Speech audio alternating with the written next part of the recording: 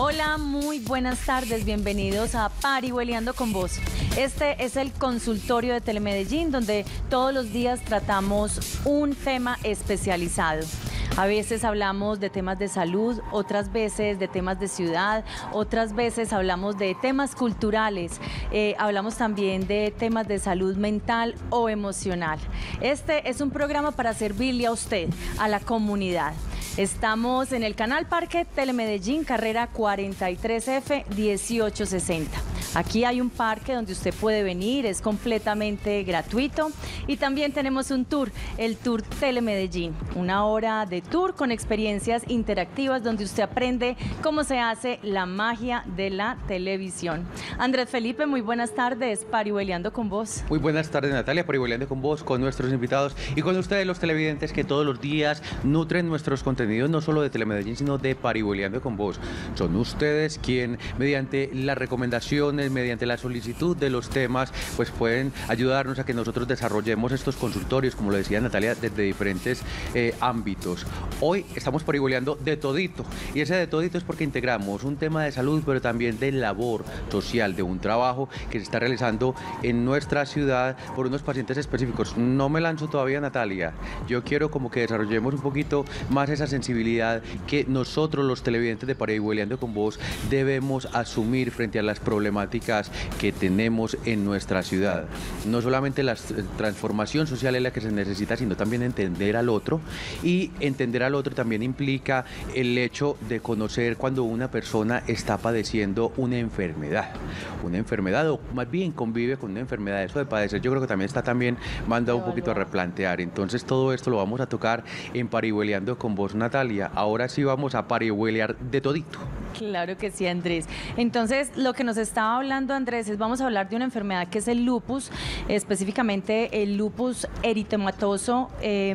Vamos a especificar de qué se trata esta enfermedad, porque muchísimos no entendemos qué es el lupus, pero a ver cuáles son las causas, cuál es la sintomatología, qué es lo que tenemos que hacer con las familias, los acompañantes, cómo se acepta esta enfermedad. Pero también desde una experiencia de vida, la mujer que tenemos aquí le dio lupus y al principio no lo aceptaba, pero se dio cuenta que tenía que trabajar para que muchas personas que tienen esta enfermedad pues salgan adelante. Es por eso entonces que estamos con Karen Ariza, directora de la Fundación Gales. Karen, muy buenas tardes. Bienvenida a Parihueliando con Vos. Gracias, Natalia. Bueno, Natalia, efectivamente, como dijimos, que también tenía ese componente, ese soporte desde la medicina como tal, cómo tratar esos pacientes y también pues que ustedes puedan entender cómo vivir con esta enfermedad. Nos acompaña el reumatólogo Miguel Antonio Mesa. Muy buenas tardes, reumatólogo, Parihueliando con Vos. Buenas tardes para ustedes y muchas gracias por la invitación.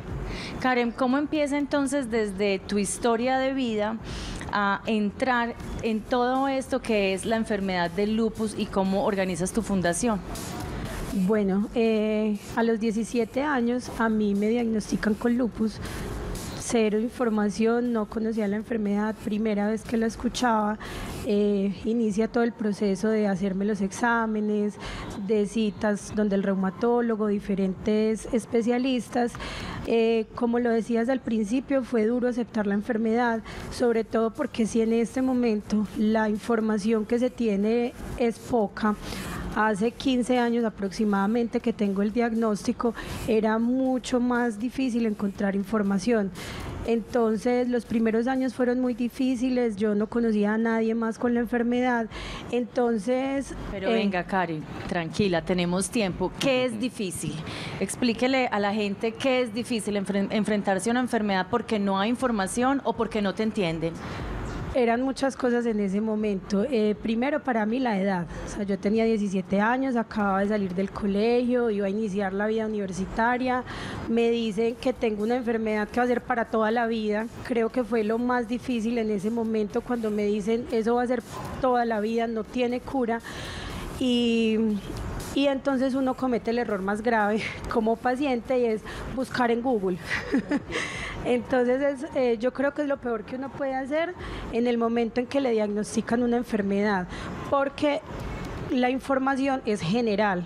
Entonces, para mí, en el momento en que me dicen, lo más seguro es que tienes lupus, hay que hacerte exámenes, y yo empiezo a buscar información en internet, yo dije, no, ya, me morí. O sea, ya qué sentido tenía hacer muchos de los planes si ya finalmente me quedaba un poco tiempo de vida, porque eso fue lo que yo vi cuando revisé toda esa información en internet. Entonces fue lo más difícil.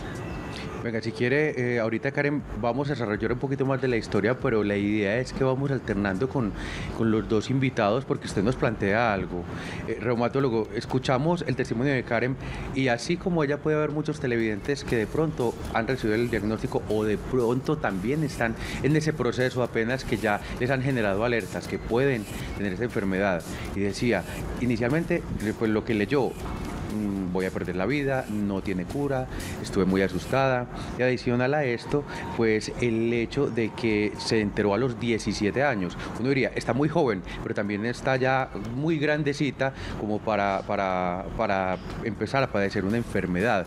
Entonces nosotros necesitamos entender, en primer lugar, qué es esa enfermedad, definámosla, cómo funciona esta enfermedad, y sobre todo, por qué es una competencia de un reumatólogo como usted el tratamiento.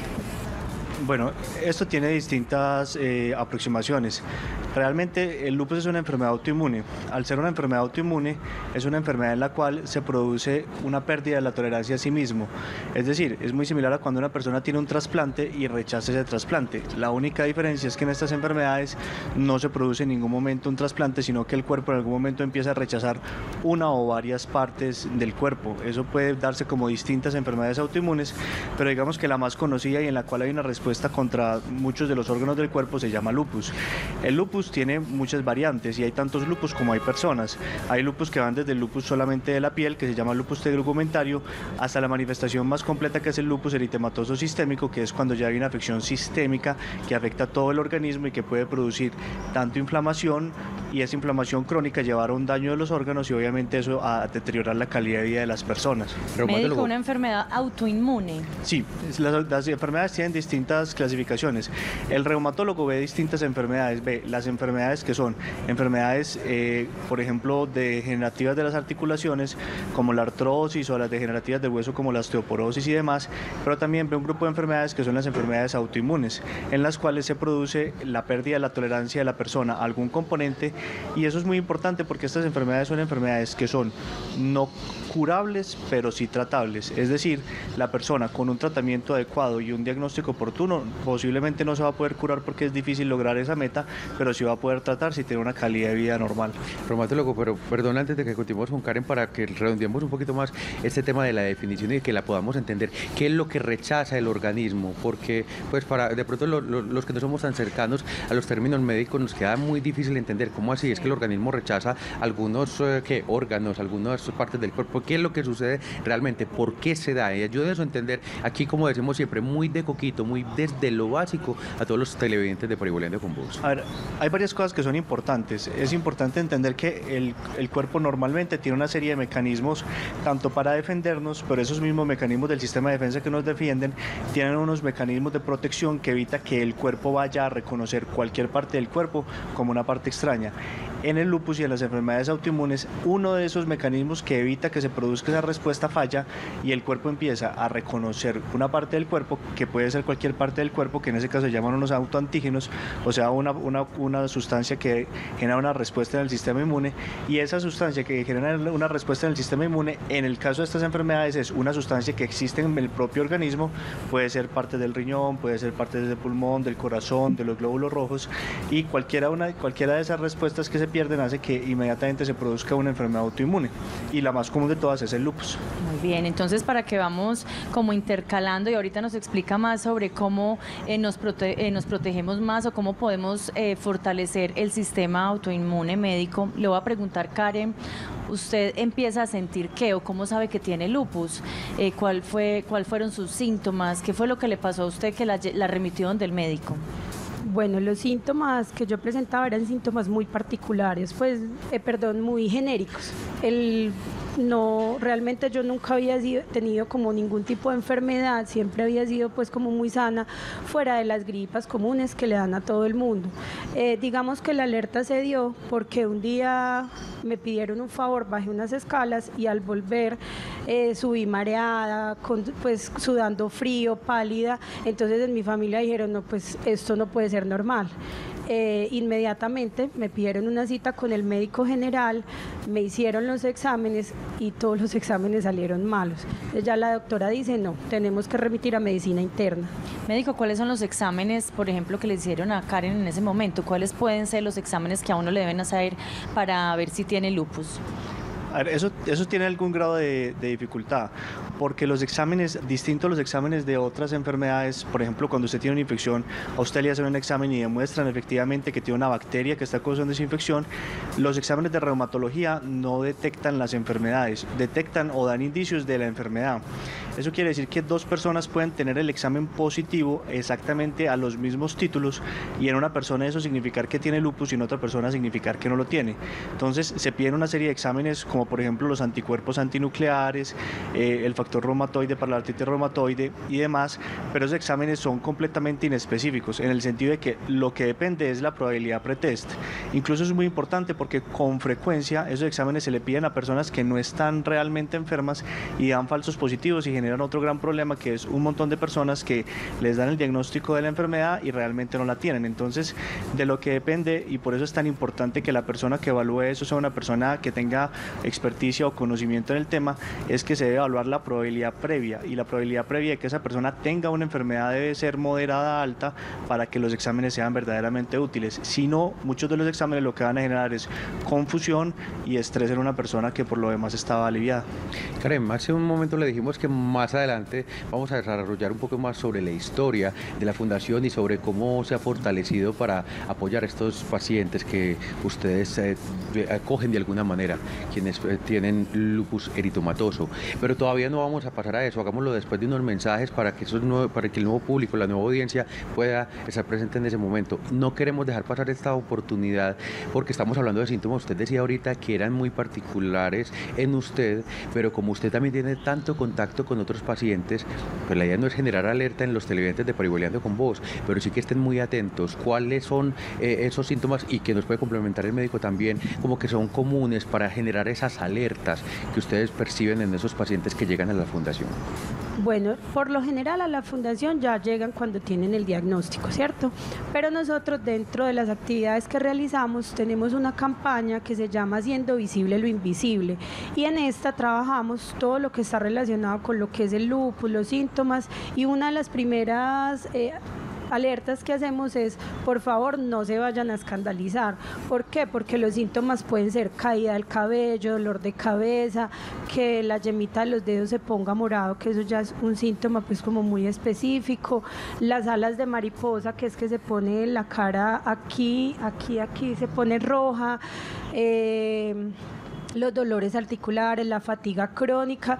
Entonces, lo primero que uno le dice es, no quiere decir que porque tengo dolor de cabeza, tengo lupus, o porque se me cayó el cabello, tengo lupus, porque de hecho a las mujeres se nos cae demasiado el cabello.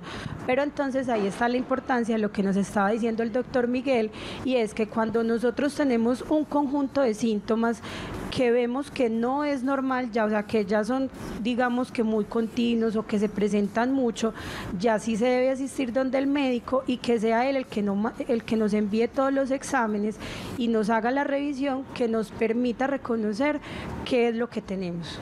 Estamos hablando de lupus y de la Fundación Gales con Miguel Antonio Mesa, médico reumatólogo, y también con Karen Ariza, directora de esta fundación.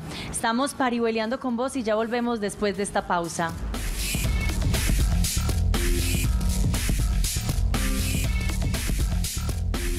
Estás viendo Parihueliando con Vos.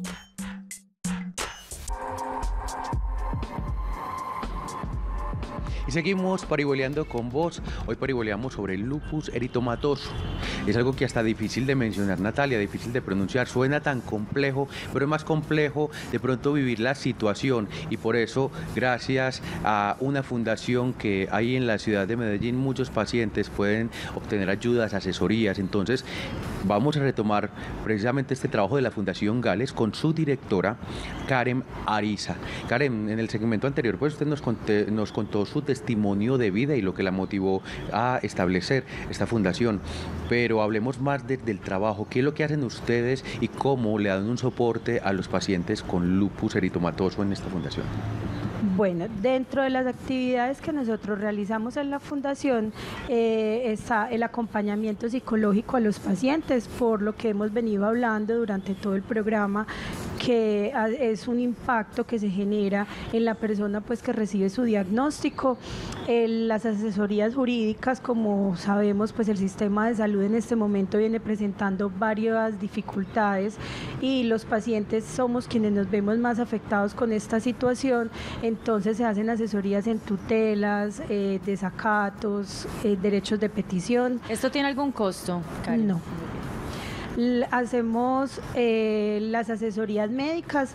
Con las asesorías médicas cabe aclarar que no son consultas, son ayudas que nos prestan los médicos en resolver algunas dudas que presentan los pacientes. Por ejemplo, a mí me pueden ver el médico hoy y me dicen: no, Karen, yo te veo súper bien, en 6 meses volvemos a tener cita, pero resulta que de aquí a 6 o 3 meses vuelvo a tener cita con él, que vuelva a tener la cita, estoy presentando un síntoma que no es normal y no sé qué hacer, y entonces no sé si me voy a medicina general, si busco al médico reumatólogo, si me voy por urgencia. Entonces nosotros le enviamos las preguntas a los médicos que nos acompañan en la fundación y ellos nos ayudan a resolver, teniendo en cuenta que no se hacen cambios de tratamientos, cambios de medicamentos, no se mandan medicinas, porque como lo decía el doctor, son lupus diferentes y solamente es el médico reumatólogo que trata a esa persona quien debe hacer cambios en su tratamiento.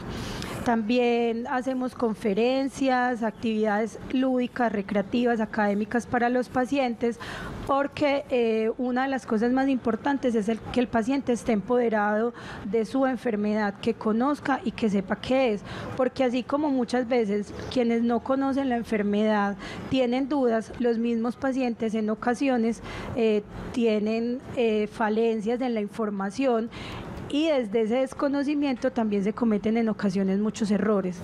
Entonces, bueno, y ya poder pues divertirnos, que no sea solamente hablar de lupus, sino tener otros espacios recreativos y que se puedan compartir.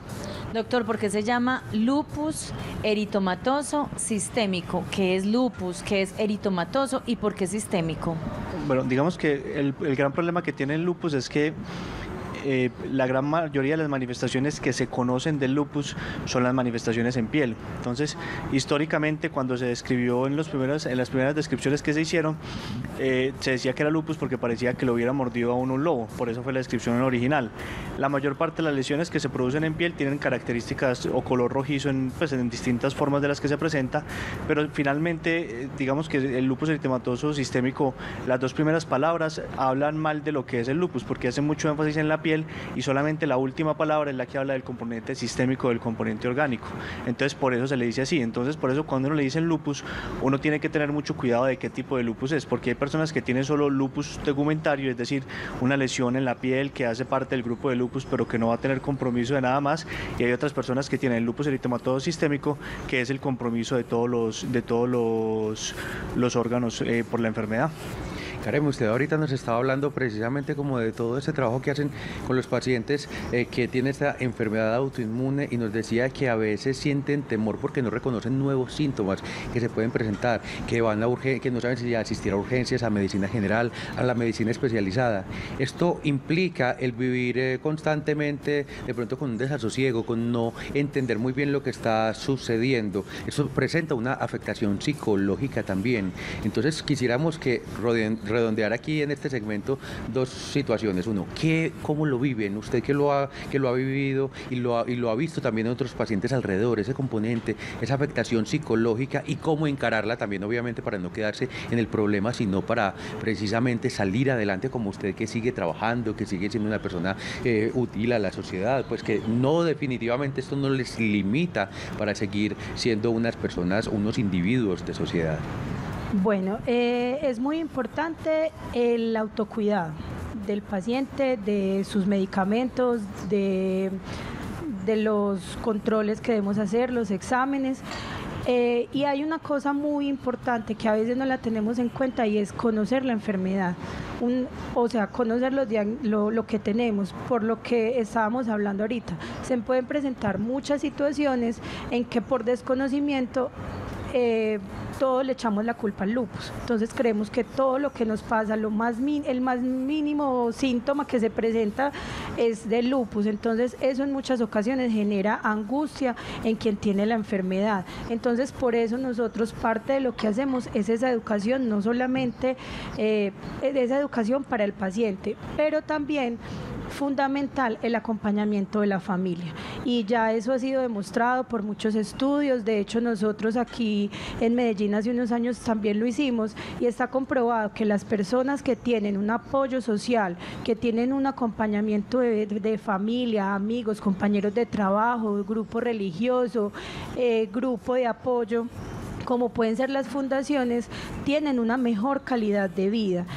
En este espacio quiero aprovechar muchísimo para invitar a las familias, no solamente para las familias pues con lupus, sino a todos los que tienen alguna persona que tienen un problema, alguna enfermedad, porque es muy importante ese acompañamiento de la familia. Y en el tema del lupus es fundamental porque es una enfermedad donde nosotros una de las características es la fatiga.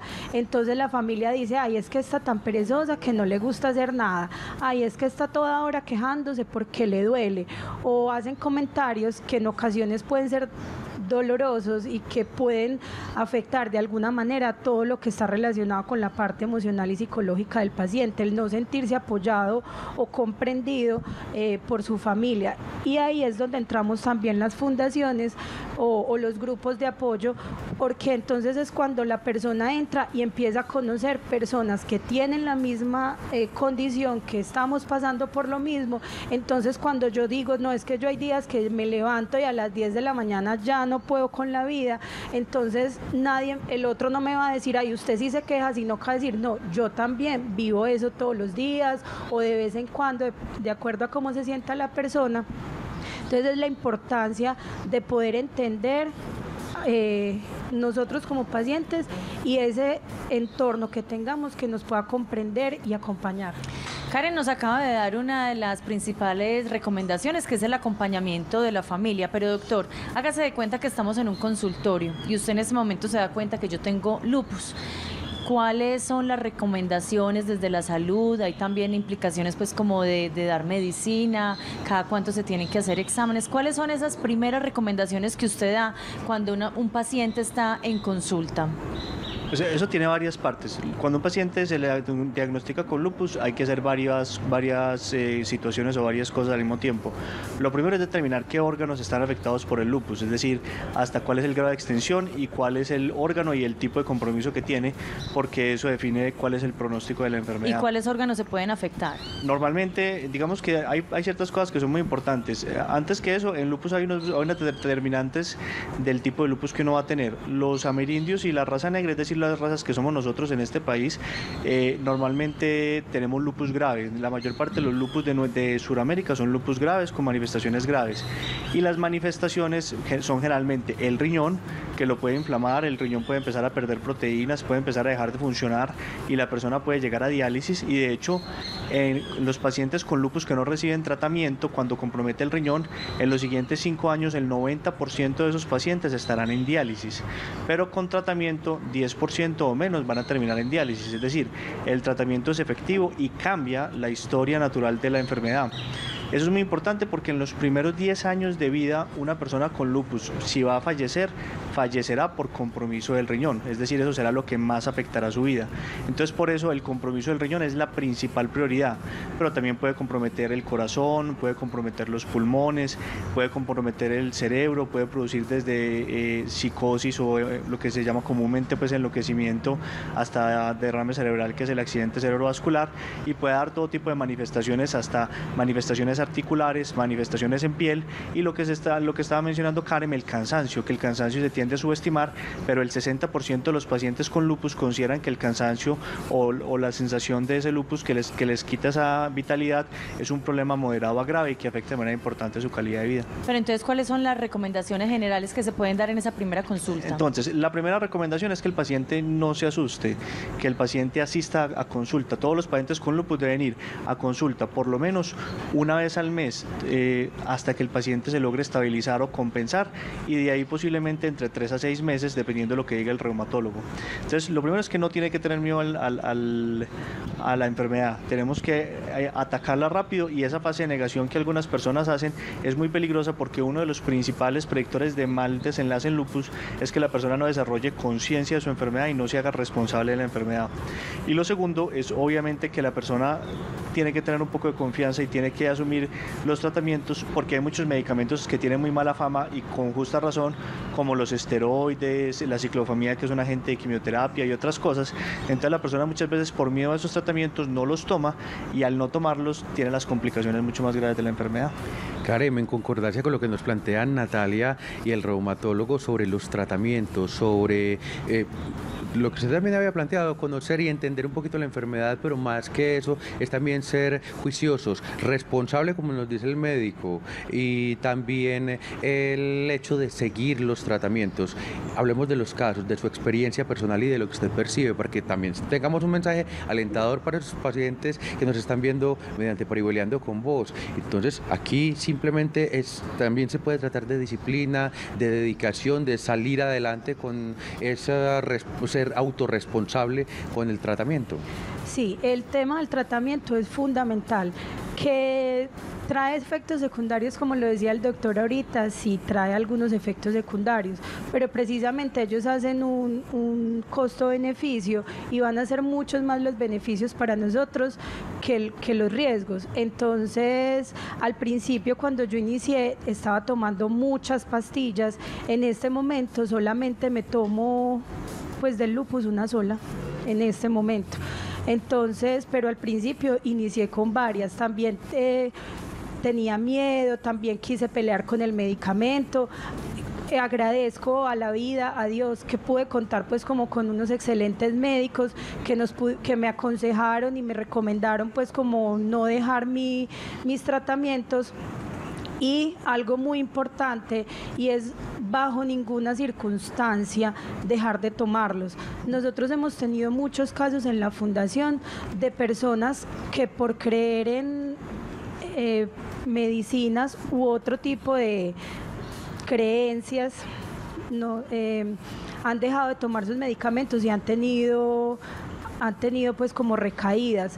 Siempre va a ser el médico el que nos va a decir si tenemos que disminuir el medicamento, si lo tenemos que dejar de tomar, si no los va a cambiar, y no creer en todo eso. Obviamente yo lo he entendido desde el afán que nosotros como pacientes tenemos de querer estar sanos, y nos ofrecen y se aprovechan de eso que queremos para ofrecernos medicamentos que nos van a curar la enfermedad. Entonces es importante que sea solamente lo que nos diga nuestro médico reumatólogo, para que no vayamos a tener dificultades pues con esto.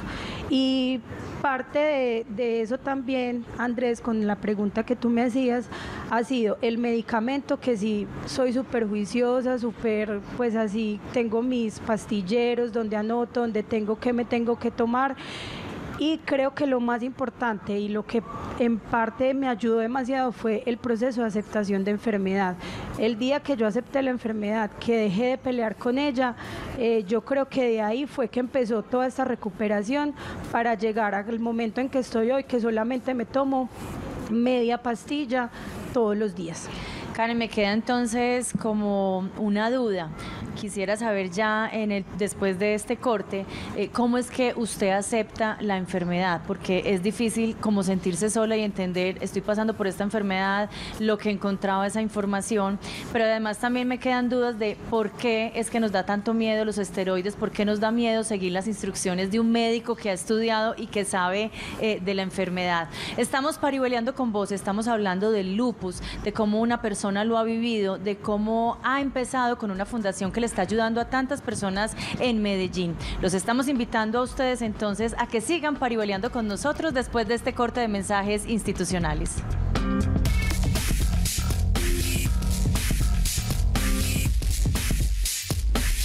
Estás viendo Parihueleando con Vos.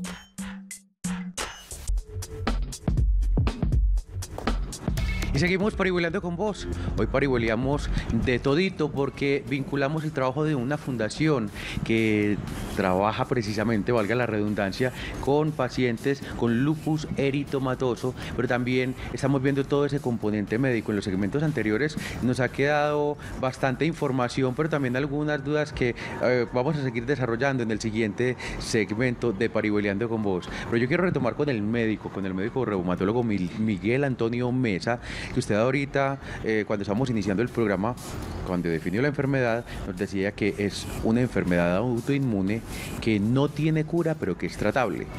En el segmento anterior, cuando ya lo estuvimos desarrollando con Karen, ella nos daba unos ejemplos muy específicos desde su vivencia personal, cómo pasó de utilizar tantos medicamentos al inicio y después de ser tan juiciosa con el tratamiento, pues en este momento ya consume menos medicamentos. Entonces, ayúdenos a entender eso, cómo no tiene cura, pero si somos juiciosos, si los pacientes siguen al pie de la letra el tratamiento que le determinan ustedes, que establecen los reumatólogos, entonces se puede llegar a este estado como Karen, por ejemplo. Eso es muy importante porque digamos que el lupus tiene distintos patrones de comportamiento. Hay personas que hacen una sola crisis muy grave y después de esa crisis quedan completamente quietos. Hay personas que tienen una crisis refractaria que el lupus nunca se logra controlar, que es una minoría, pero la gran mayoría de pacientes hacen un tipo que se llama recaída, remisión, es decir, hacen una crisis, se recuperan, pasa un tiempo, vuelven a hacer una crisis y se recupera. La meta del reumatólogo y la meta del tratamiento es minimizar los efectos adversos, logrando que la persona logre tener el resultado. Hay un concepto que es muy claro y es que nadie sale de un lupus eritematoso sistémico gratis. El tratamiento nos va a costar algo porque todos los medicamentos tienen algún efecto adverso. Lo importante es que mientras la mejor manera de uno no tener efectos adversos con los medicamentos es tomarse todos los medicamentos, porque mientras uno más rápidamente logra controlar la enfermedad y menos recaídas tiene, menos tiene que volver a subir la inmunosupresión o los medicamentos que uno está dando. Entonces eso es muy importante porque la persona se aburre de tomar los tratamientos, se los deja de tomar y hace una crisis, y en el momento en que la persona hace una crisis de la enfermedad se tiene que volver a poner en cero el taxímetro, o sea, todo el tiempo que uno lleva de tratamiento se tiene que volver a poner en cero y tenemos que volver a empezar con todos los tratamientos a las mismas dosis altas, con los muchos medicamentos. Entonces por eso la mejor forma de uno no tener que tomar muchos medicamentos es ser muy juicioso con todo el tratamiento.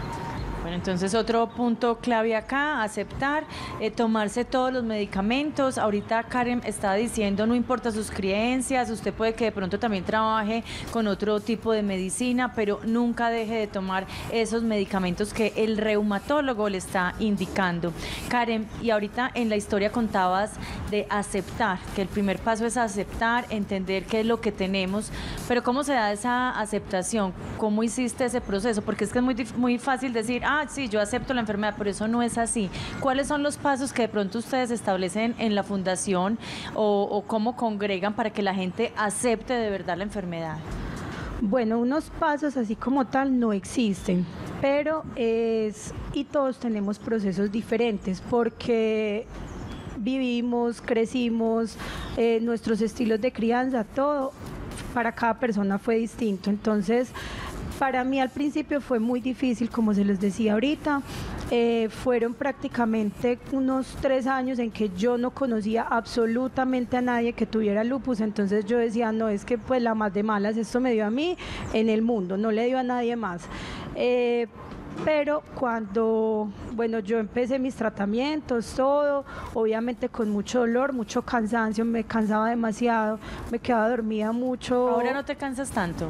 Sí me canso, pero ya no es al mismo nivel que antes. Es que de verdad que anteriormente mi cansancio era... O sea, era una cosa, como se los ponía ahorita en el ejemplo, o sea, uno se puede levantar a las 7 de la mañana y a las 8 o 9 ya no quiere, o sea, ya lo único que uno decía es como hay una camita. Digamos que ahora ya pienso que también ha sido pues como por todo el tema de la medicación y que estoy muy estable, no me siento pues mal. Pero al principio sí era muy duro, era muy difícil. Mis compañeras de la universidad me decían, es que vos sos muy perezosa, vos siempre te quedas dormida, que no sé qué.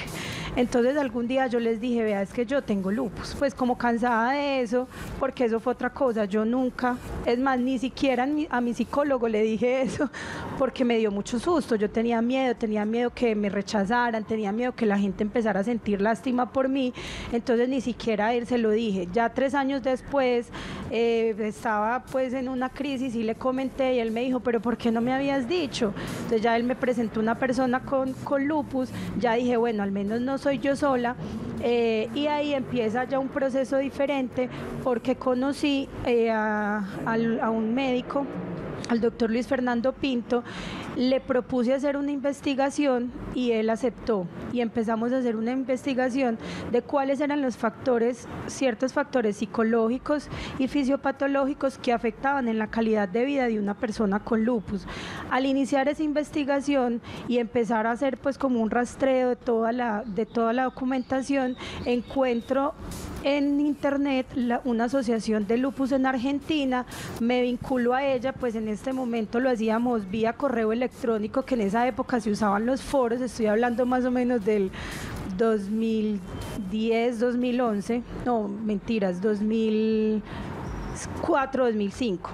Se hacían foros por internet, entonces a mí me llegaban los mensajes, empecé a leer, empecé a darme cuenta que había gente de Argentina, España, Grecia, habían un par más de chicas de acá de Colombia y yo dije, uy, no estoy sola, o sea, a mí no fue la única que me dio y a la persona que había conocido, somos muchas, hay muchas más personas que sienten y viven lo que yo vivo todos los días. Entonces de ahí, al finalizar pues ya la investigación, más o menos en 2008, que terminó siendo mi trabajo de grado, evalué varias pacientes, hablé con muchas personas y me di cuenta que uno de los principales problemas que teníamos era que nos sentíamos solas. Entonces, por ejemplo, uno hacía una reunión para hacer aplicación de pruebas y llegaban 20, 30 pacientes y todas eran como, ¿qué es todo esto? Pues toda esta gente acá. Entonces empecé a darme cuenta que la principal pues como necesidad que teníamos era no sentirnos tan solas, y solas porque en esa época sí digo que la mayoría de personas que evaluamos fueron mujeres. Y ya entonces todo este proceso me permitió a mí ir aceptando mi enfermedad. Cuando empecé, ya entonces empezaron las conferencias con los médicos, empezamos a hacer actividades, empezamos a compartir. Para mí esto fue lo que me ayudó, o sea, el compartir con otras personas, el aprender, el conocer. Pero, como te decía, pueden existir personas que les dicen, ¿tenés lupus? Ah, bueno, listo, tengo lupus y la vida sigue, y seguimos.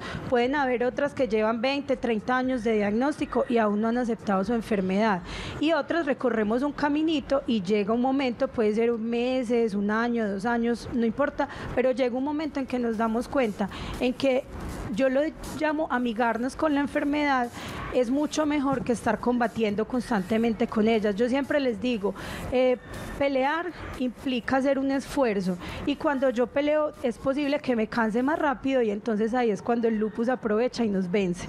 Entonces llegó un momento en que yo dije, bueno, venga, no peleemos más, caminemos juntas, ni usted me tira duro, ni yo sigo peleando con usted, y desde ahí siento que todo se ha vuelto mucho más fácil. Reumatólogo, a partir de este testimonio de vida que nos plantea Karen, ella utilizó algunas expresiones como, bueno, es que es el hecho de sentirse solo, caminar con la enfermedad, pero inicialmente lo que planteó era el hecho que le dolía, que porque a mí, ¿por qué tan de malas? Fue la expresión que ella utilizó. ¿existen de pronto algunos perfiles de pacientes o algunas condiciones físicas o genéticas que nos puedan orientar un poquito dentro de estas condiciones? ¿Quiénes podrían padecer lupus? O definitivamente si es algo aleatorio y como dice ella, no, pues simplemente me tocó. Para que esos televidentes de pronto pues tengan algunas orientaciones al respecto. Y perdónenme, se la complemento.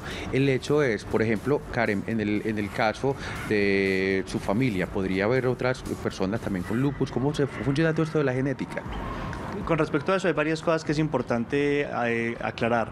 La mayor parte de los lupus no son hereditarios, porque muchas de las preocupaciones que tienen las personas es, bueno, es una enfermedad contagiosa. Ya sabemos que al ser una enfermedad en nuestro propio sistema de defensas no es contagiosa.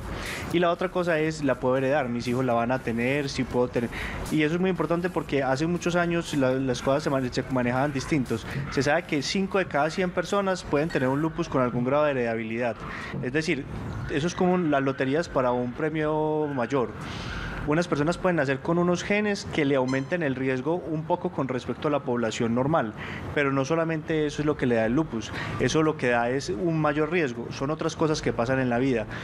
Algunas personas que tienen exposición al sol puede tener un factor de riesgo, otras que tuvieron unas virosis, que llevaron el sistema inmune por un camino, pero es una serie de eventos que se van presentando en un orden específico que llevan a una persona a desarrollar lupus. Es decir, todos en teoría podríamos desarrollar lupus, lo que pasa es que hay personas que tienen un umbral más bajo y otros un umbral más alto, y a otras personas, como cuando uno usa la combinación de una caja fuerte, le pasan una serie de eventos en un orden determinado que los llevan a poder desarrollar la enfermedad.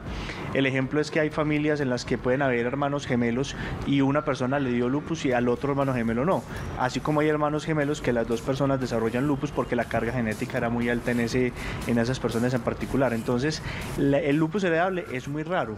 El factor genético da solamente un riesgo basal, o sea, aumenta el riesgo un poco con respecto a la población sana, y es el resto de cosas que nos pasan en la vida lo que nos va llevando por el camino para poder desarrollar el lupus.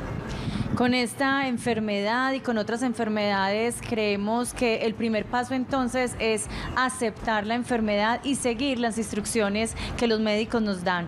Estamos parihueleando con vos, estamos hablando del lupus y de la Fundación Gales en Medellín, que trabaja con las personas que tienen lupus y con las familias y acompañantes. Ya volvemos después de este corte de mensajes institucionales.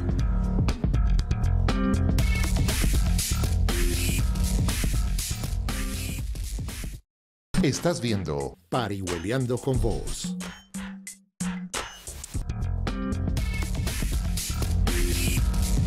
Y seguimos parihueleando con vos. Hoy parihueleamos sobre el lupus eritomatoso con el reumatólogo Miguel Antonio Mesa. Y perdonen que inicie con el hombre antes que con la dama, la directora de la Fundación Gales, Karen Ariza. Porque Karen, yo quiero que ahondemos un poquito en la fundación, porque uno sabe pues que hay un trabajo muy fuerte con los pacientes, pero también ya como entrando un poquito más en otros terrenos, cómo subsiste una fundación de estas condiciones, con estas características, porque el hecho es que lo que le entendimos a lo largo del programa es que todo el tiempo están recibiendo soporte. Por ejemplo, los médicos no es que hagan unas consultas, pero sí hay una asesoría constante. Entonces hay una logística bastante grande para que todo el tiempo, permanentemente, le están dando soporte psicológico, desde el mismo apoyo social, desde el hecho de la asesoría de cómo enfrentar las tutelas cuando se dan casos específicos. Entonces aquí hay mucho que hacer. ¿Cómo subsisten los recursos? ¿Cómo los obtienen? ¿De dónde salen? Bueno, nosotros realmente no contamos con ningún apoyo. Contamos con apoyo económico, no contamos. Hay que hacer una importante aclaración en eso. Subsistimos con actividades que nosotros realizamos y porque contamos con un equipo de médicos que nos ayudan siempre sin ningún costo y con todo el amor, porque son varios de ellos. Está el doctor Miguel, que siempre pues está muy dispuesto, el doctor Luis Fernando Pinto, el doctor Carlos Jaime, la doctora Gloria, la doctora Adriana, Joana, o sea, son muchos médicos, instituciones, por ejemplo, gracias al apoyo del doctor Miguel, nos apoyan desde la Clínica Bolivariana, hemos recibido apoyo en algunas ocasiones del Pablo Tobón Uribe, de Reumalab. Entonces siempre hemos contado como con ese tipo de apoyos a la hora de hacer una conferencia, a la hora de hacer una actividad, pero Bueno, y ya en otros espacios sí nos toca, si vamos a hacer una conferencia, contamos con el médico, pero entonces hay que rebuscar, ahí suena feo el término, pero es literal, nos toca rebuscar el espacio, porque anteriormente contábamos con espacios de ciudad, pero ahora es muy difícil, los parques biblioteca casi siempre están así, hay algunos parques biblioteca a los que es muy difícil reunirnos allá, porque, por ejemplo, el Parque Biblioteca San Javier tiene muchas escalas y muchas de las personas que hacen parte de la fundación tienen movilidad reducida, entonces les queda difícil asistir a lugares donde hay tantas o el acceso es un poquito más difícil. Entonces digamos que funcionamos, como dice uno, con las uñas. No tenemos apoyo económico, pero bueno, hasta ahora ahí vamos. Bueno, entonces las personas que nos están viendo y quieran ayudarle a la Fundación Gales, más tarde, al final del programa van a tener la dirección, dónde se encuentran, cómo contactarse con Karen, por si la quieren ayudar y por si quieren ayudar a las personas que tienen lupus. Doctor, si es una enfermedad que indispone, donde uno tiene tanto cansancio, ¿es una enfermedad que incapacita o ya con el medicamento las personas pueden trabajar? Eso es muy variable porque las personas, no solamente es el lupus, sino que es el lupus más los efectos a veces de los medicamentos, que son efectos que son grandes, más los efectos de otras enfermedades que pueden estar concomitantes. Por ejemplo, los pacientes con lupus pueden hacer otras enfermedades que son primitas de ellos, como el síndrome antifosfolípido, el síndrome de Sjögren y otras cosas, y adicionalmente pueden hacer enfermedades como la fibromialgia, que a veces también los pacientes con lupus tienen una alta tasa de incidencia de fibromialgia, y eso hace que deteriore mucho su calidad de vida. En términos generales, los primeros 6 meses que el paciente está luchando, que el paciente está tratando de lograr controlar la enfermedad y, entre comillas, dormirla, que es lo que se llama entrar en remisión, son los meses más difíciles.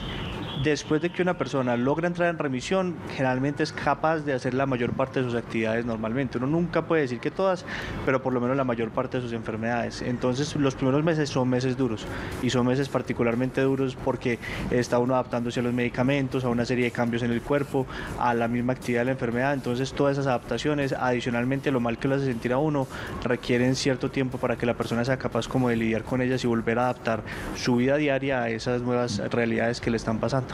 Natalia, todavía tenemos algunos minutos del programa, pero ¿qué tal si aprovechamos esta oportunidad de que nos estamos despidiendo y que a veces nos toca así a la carrera, que no nos gusta tanto, pues precisamente para que estos personajes nos dejen esa reflexión en torno a la enfermedad, pero no solamente quedarnos en la enfermedad, sino cómo encararla, desde las experiencias personales, desde el soporte que se puede dar y también desde lo médico, ¿te parece? Perfecto. Entonces, ¿con quién arrancamos? Con Karen. Bueno, para mí, como les decía ahorita, lo importante y fundamental es el apoyo, el acompañamiento que nosotros podamos tener de la familia, eso es, o sea, fundamental. Y no solamente ellos, sino el autocuidado. Hay varias recomendaciones que nos hacen los médicos: evitar, por ejemplo, el sol, evitar consumo de licor, evitar por ejemplo, la sal, cantidad de azúcar, o sea, comer, que nuestra dieta sea sana. Entonces, yo siempre he pensado, es tener una vida sana y unos hábitos de vida saludables que deberíamos tener todos, pero que solamente empezamos a prestar atención de estos en el momento que nos diagnostican una enfermedad o en el momento que dicen hay que hacer un pare al estilo de vida que estás llevando. Entonces, el autocuidado y el apoyo familiar creo que son fundamentales, y en ese mismo proceso la aceptación de la enfermedad.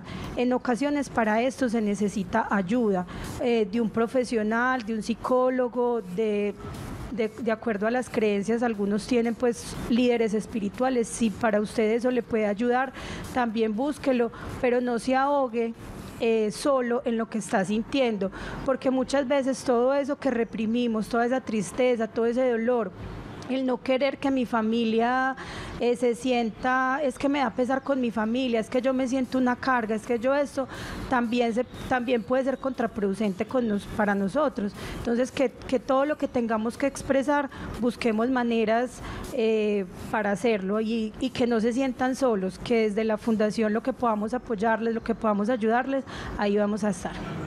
doctor, lo mismo para usted, el último mensaje para las personas que lo están viendo, sobre todo las personas que posiblemente tienen lupus o para sus acompañantes o familiares. Digamos que son básicamente 3 o 4 cosas muy puntuales. La primera es que en Medellín, en Antioquia y en Colombia los reumatólogos tienen una formación muy buena en lupus, posiblemente una formación inusualmente buena porque nuestra región tiene unos lupus muy graves y somos muy bien formados en eso. Y hablo de todos, la doctora Gloria, los muchachos del San Vicente que son todos los profes pues, de uno, en el Pablo Tobón, en la IPS, en Armédica, en Medicarte, en todas partes son muy buenos. Entonces hay que confiar en los reumatólogos porque nos van a ayudar y son buenos en lo que hacen.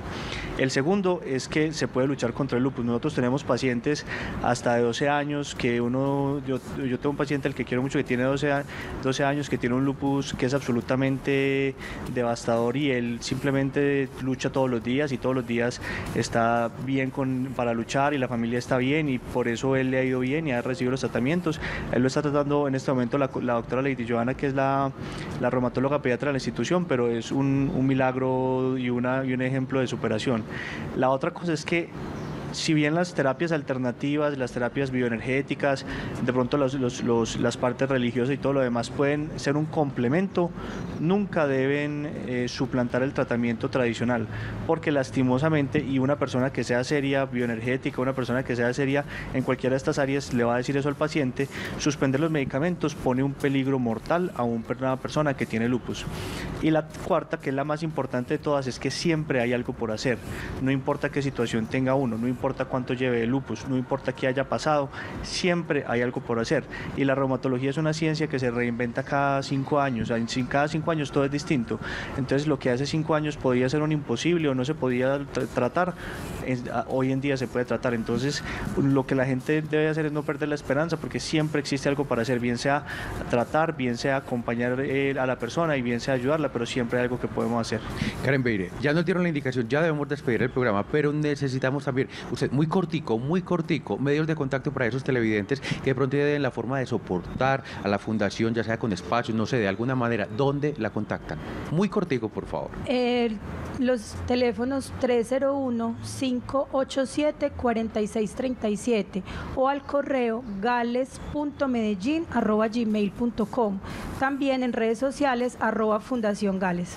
Karen Marisa, directora de la Fundación Gales, muchísimas gracias por parihueliar con nosotros. Lo mismo para usted, reumatólogo Miguel Mesa. A todos ustedes, muchísimas gracias por estar con nosotros, con Telemedellín, siempre con vos, con Parihueliando con vos. Quédese acá y nos vemos mañana. Chao, chao.